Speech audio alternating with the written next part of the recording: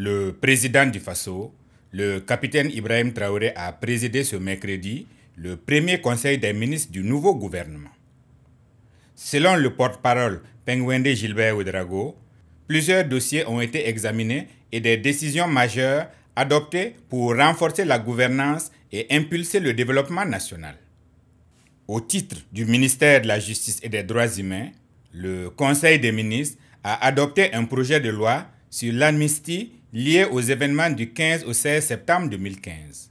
Pour bénéficier de cette grâce, les personnes concernées devront reconnaître les faits, démontrer un engagement patriotique dans la reconquête territoriale et exprimer une volonté de servir sur le terrain des opérations.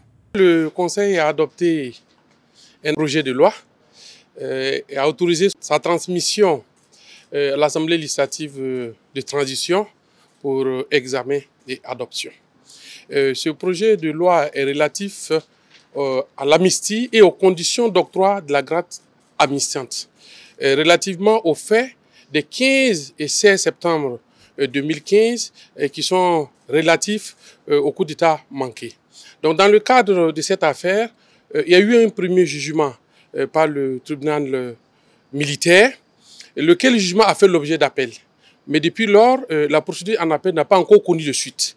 Beaucoup de personnels militaires et civils qui sont poursuivis dans le cadre de cette procédure se voient donc les carrières bloquées parce que la procédure judiciaire n'a pas encore donné de suite. Les mêmes personnels qui sont également impliqués dans cette procédure sont engagés sur le théâtre des opérations dans le cadre de la lutte contre le terrorisme, mais se retrouvent avec des carrières qui sont bloquées parce que tout simplement la procédure judiciaire n'est pas allée jusqu'à son terme. Et ces personnes bénéficient toujours de la présomption d'innocence, mais se voient pénalisées parce que tout simplement la procédure judiciaire n'est pas conduite à son terme. Le contexte particulier que nous vivons, qui est marqué par la lutte contre le terrorisme, laquelle lutte fait appel à l'ensemble des énergies, des intelligences et des forces, il était nécessaire de prendre en compte l'engagement patriotique et le sacrifice qui est consenti par ces personnels-là et de leur offrir l'amnistie et la grâce amnistiante à travers ce projet de loi.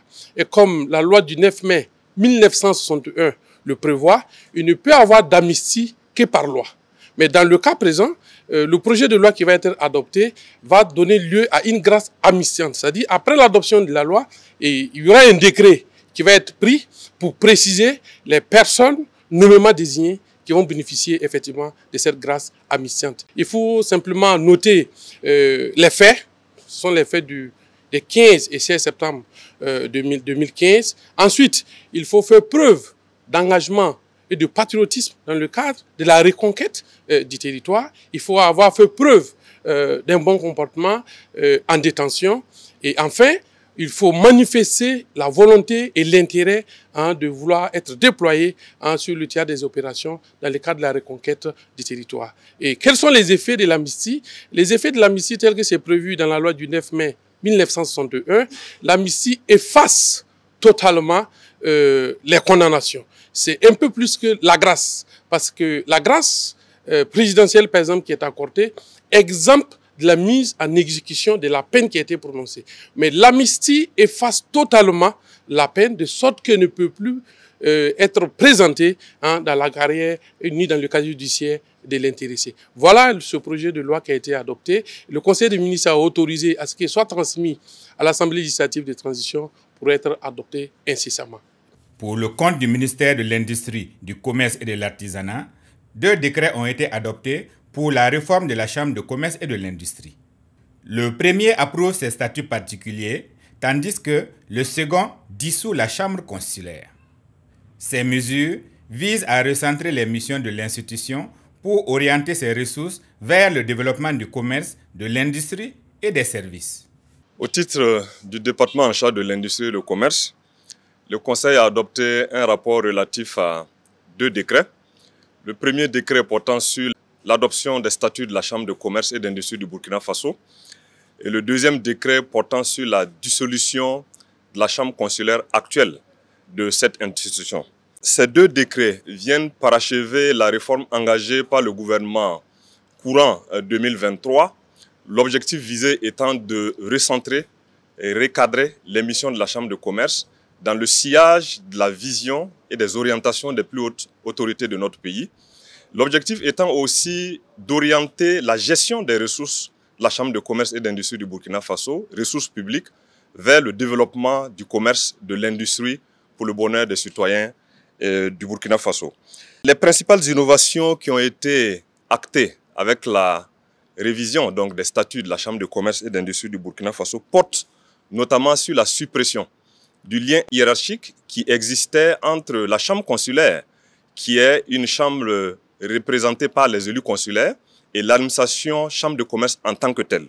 Donc l'entité consulaire et l'entité administrative n'ont plus de lien hiérarchique, mais un lien fonctionnel, et pour marquer le fait que l'administration et le secteur privé doivent être ensemble pour booster donc le développement du secteur privé et amener le secteur privé à contribuer davantage au développement économique et social de notre pays. Il y a aussi, entre autres innovations, la création d'une assemblée générale et d'un conseil d'administration qui sera la structure supérieure de l'entité administrative Chambre de commerce, au sein donc desquelles vont siéger des représentants de l'administration et donc du personnel de l'entité. La séparation de la gestion budgétaire de la Chambre de commerce et d'industrie du Burkina Faso, entité administrative, de celle donc de l'entité consulaire, qu'est la Chambre consulaire nouvellement créée, et la mise à disposition d'une subvention à la Chambre consulaire créée, où seront les élus consulaires, afin que cette Chambre puisse disposer de ce budget auquel sera ajoutées les cotisations des différents membres pour mener les activités de représentation consulaire et de structures consultatives aussi pour le gouvernement. Les statuts consacrent désormais que cette Chambre consulaire représente vis-à-vis donc des pouvoirs publics l'entité officielle défendant donc les intérêts du secteur privé dans le domaine du commerce, de l'industrie et des services. Enfin, au titre du ministère de l'Énergie, des Mines et des Carrières, 5 décrets ont été adoptés pour structurer le secteur minier. Ils portent sur les activités de contrôle et de transport de l'or, la constitution de réserves de l'or, la régularisation de la quantité maximale d'or détenue, l'indemnisation des victimes des exploitations minières et le droit de préemption de l'État. Au titre du ministère de l'Énergie, des Mines et des Carrières, le Conseil a examiné 5 rapports et adopté 5 décrets. Le premier décret est relatif aux activités de coulée, de pesée, de colisage, de transport et de contrôle de la quantité et de la qualité de l'or et des autres substances précieuses. À travers ce décret, il s'est agi de renforcer la présence des agents de l'administration lors des coulées, pesées et colisages, et également ce décret va prendre en charge les questions liées au contrôle de la qualité et de la quantité de l'or ici. Ce décret également va réglementer les activités liées à l'affinage de l'or, notamment en ce qui concerne les usines de raffinage qui seront mises en place par la suite. Le second décret porte sur la constitution de la réserve nationale d'or au Burkina Faso. Et ce décret vise à parachever les réformes déjà entreprises au niveau du code minier adopté au Burkina en juillet dernier. À travers ce décret également, il s'agira de donner tout ce qui est élément nécessaire pouvant permettre à notre pays de pouvoir avoir cette réserve d'or en termes d'innovation, mais également en termes de renforcement de sa structuration.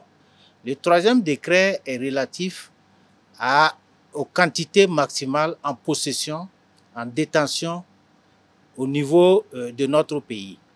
Ce décret vise, entre autres, à pouvoir réglementer la circulation, la quantité maximale au niveau des personnes physiques, mais également au niveau des personnes morales. À travers ces décrets également, il s'est agi de relever le niveau des quantités pouvant être en détention, notamment des artisans miniers, pour les permettre d'avoir une certaine fluidité au niveau de notre pays. Ces décrets également visent notamment à renforcer le rôle de la Société nationale de substances précieuses en tant qu'instrument unique pouvant réglementer les activités d'achat et de vente de l'or au niveau interne.